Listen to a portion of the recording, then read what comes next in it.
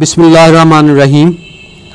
Students, जो आज हम आर्टिकल डिस्कस करने जा रहे हैं, very important article as far as MD CAT is concern, displacement time graph, जिसे हम डीटी ग्राफ ही कहते हैं। स्लोप और gradient, students, the other name of the slope is gradient. Slope और gradient of DT graph is velocity.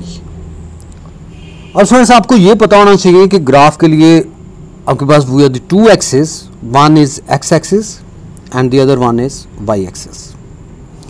So DT graph, हम DT graph के related different cases को यहाँ पे डिस्कस करेंगे। हमेशा एक्स एक्सिस के ऊपर हम इंडिपेंडेंट वेरिएबल लेते हैं and time is independent variable because we can't stop time, and displacement is taken on Y axis. Displacement हम वाई एक्सिस पे लेते हैं। Displacement on Y axis, that is dependent variable. On X axis we take time and time is independent variable. अब सुनिए, first case में हम ये कहते हैं, ये वाली horizontal straight line that is parallel to the X axis, ये ज़ाहिर करती है कि इस पर्टिकुलर केस में डिस्प्लेसमेंट इज कांस्टेंट। डिस्प्लेसमेंट जो है वो कांस्टेंट है इस केस में। सुना, यहाँ पे डी जो मैंने यहाँ पे लिखा हुआ है, ये डिस्प्लेसमेंट ही होगा। Displacement is constant. जब डिस्प्लेसमेंट कांस्टेंट होगा तो स्टूडेंट्स अंडरस्टूड है कि वेलोसिटी क्या होगी, जीरो होगी, because there is no change of displacement. अब rate of change of displacement को आप वेलोसिटी कहते हैं ना, तो जब डिस्प्लेसमेंट कांस्टेंट होगा तो वेलोसिटी की वैल्यू क्या होगी, जीरो होगी स्टूडेंट्स। और इसमें एक्सेलरेशन हम कैलकुलेट करते हैं स्लोप से, और एक्सेलरेशन की वैल्यू कितनी होगी या स्लोप की वैल्यू कितनी होगी, तो स्टूडेंट वेलोसिटी जीरो है तो इसलिए एक्सेलरेशन की वैल्यू क्या होगी स्टूडेंट्स, वो भी जीरो होगी। यानी इस पर्टिकुलर केस के लिए स्लोप की वैल्यू भी जीरो के बराबर, और स्लोप क्या चीज़ डिटरमाइन करती है, एक्सेलरेशन, तो एक्सेलरेशन की वैल्यू भी क्या होगी, जीरो के बराबर। तो इट मीन्स इस केस में बॉडी जो है that is at rest, body rest में होगा स्टूडेंट्स इस पर्टिकुलर केस में। अब आ जाते हैं जी सेकंड केस में। अब सेकंड केस में आप देख रहे हैं कि इस पर्टिकुलर केस में ये भी ग्राफ स्ट्रेट लाइन में है, लेकिन ये स्ट्रेट लाइन जो है that is starting from origin, ये ओरिजिन से स्टार्ट हो रही है। लेकिन इस केस में आपने देखा था कि ये ओरिजिन से स्टार्ट नहीं हो रही थी, that is the line parallel to the X axis. अब यहां पे आप ये कहेंगे कि इस पर्टिकुलर केस के लिए हम ये कहेंगे कि डिस्प्लेसमेंट जो है that is uniform. Displacement is uniform. Displacement uniform है तो इस केस में वेलोसिटी क्या होगी, ये भी यूनिफॉर्म होगी, इज आल्सो यूनिफॉर्म। अब वेलोसिटी आप जानते हैं कि कांस्टेंट हो या यूनिफॉर्म हो तो एक्सेलरेशन क्या होगा, जीरो होगा स्टूडेंट्स। तो अगर मैं पूछूं इस केस में स्लोप की वैल्यू क्या होगी, तो आप जानते हैं कि इस पर्टिकुलर केस में एक्सेलरेशन जो है वो डिटरमाइन करता है स्लोप को, तो इस केस में आप ये कहेंगे कि एक्सेलरेशन की वैल्यू क्या होगी, जीरो के बराबर होगी। यानी ये दोबारा से देख लें, सेकंड केस में displacement is taken on Y axis, और एक्स एक्सिस पे आप टाइम एक्सिस लेते हैं, और ये ग्राफ जो है it is a straight line graph and it is starting from origin, ये ओरिजिन से स्टार्ट हो रहा है।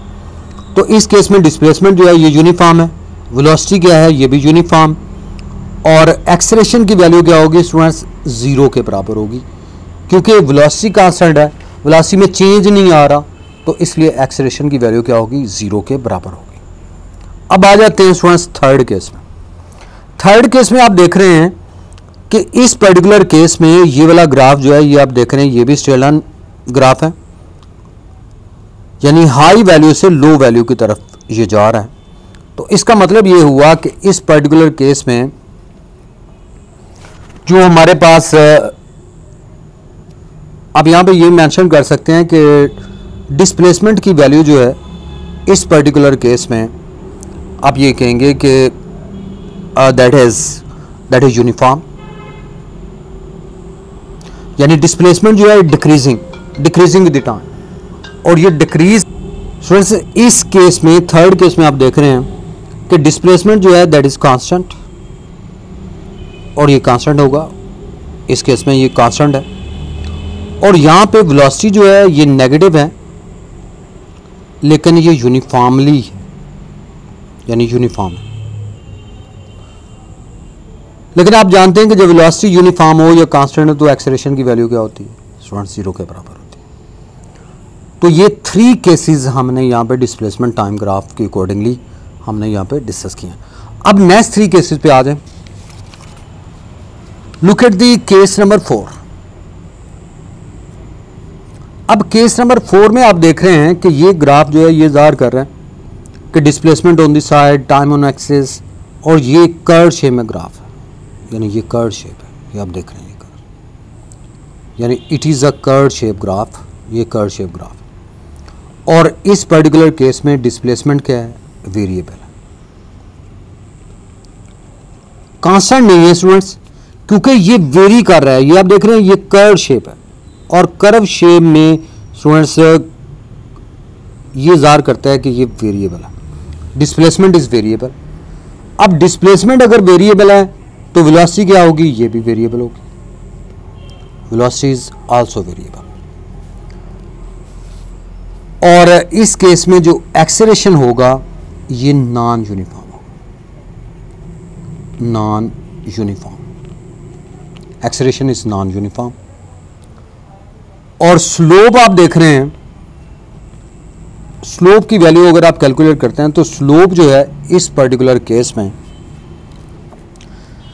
यहां पे आप ये कहेंगे कि इस पर्टिकुलर केस के लिए स्लोप की वैल्यू जो है वो डिक्रीज कर रही है। ये आप देख रहे हैं कि डिस्प्लेसमेंट जो है कम होता जा रहा है, डिक्रीज कर रही है, तो स्लोप जो है दैट इज डिक्रीजेस।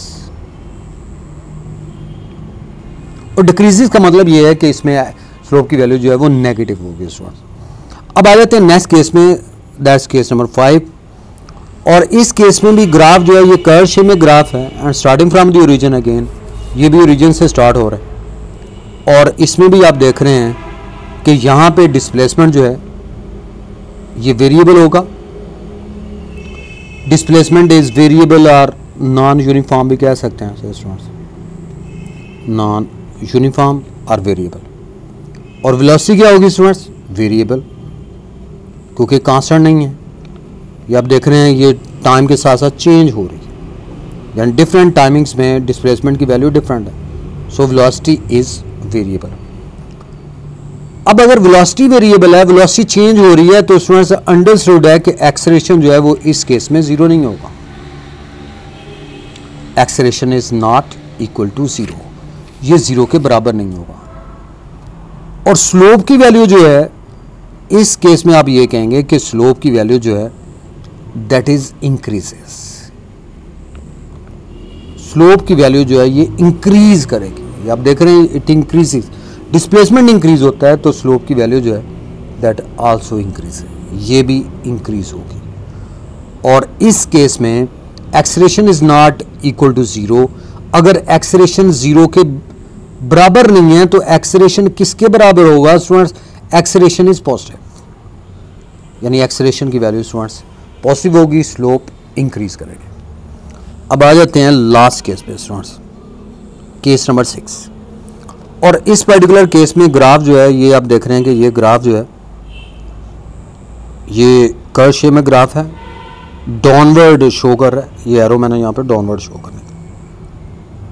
तो इस पर्टिकुलर केस के लिए भी आप यहाँ पे मेंशन करेंगे कि यहाँ पे डिस्प्लेसमेंट की वैल्यू जो है वो क्या हो रही है? डिक्रीज हो रही है स्टूडेंट्स। डिस्प्लेसमेंट जो है ये नॉन यूनिफॉर्म है, इज अ नॉन यूनिफॉर्म, ये नॉन यूनिफॉर्म है और डिक्रीज हो रहा है, डिस्प्लेसमेंट डिक्रीज हो रहा है। तो वेलोसिटी की वैल्यू क्या होगी स्टूडेंट्स? नेगेटिव होगी, क्योंकि डिस्प्लेसमेंट डिक्रीज हो रहा है, वेलोसिटी इज नेगेटिव। और यहाँ से अगर मैं पूछूं स्लोप किसके बराबर होगी, तो स्लोप जो है इस पर्टिकुलर केस में आप ये कहेंगे कि ये डिक्रीज करेगी और इसकी वैल्यू नेगेटिव में आएगी स्टूडेंट्स।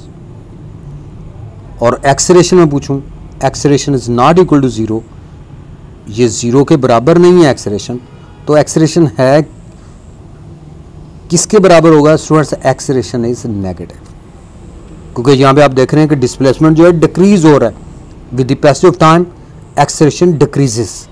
एक्सेलरेशन डिक्रीज हो रहा हो तो वेलोसिटी नेगेटिव होती है, स्लोप की वैल्यू नेगेटिव होती है, और एक्सेलरेशन की वैल्यू जो है, acceleration is also negative students. So that's about the displacement time graph students. Is a very important video as far as MD CAT is concerned. Thank you very much.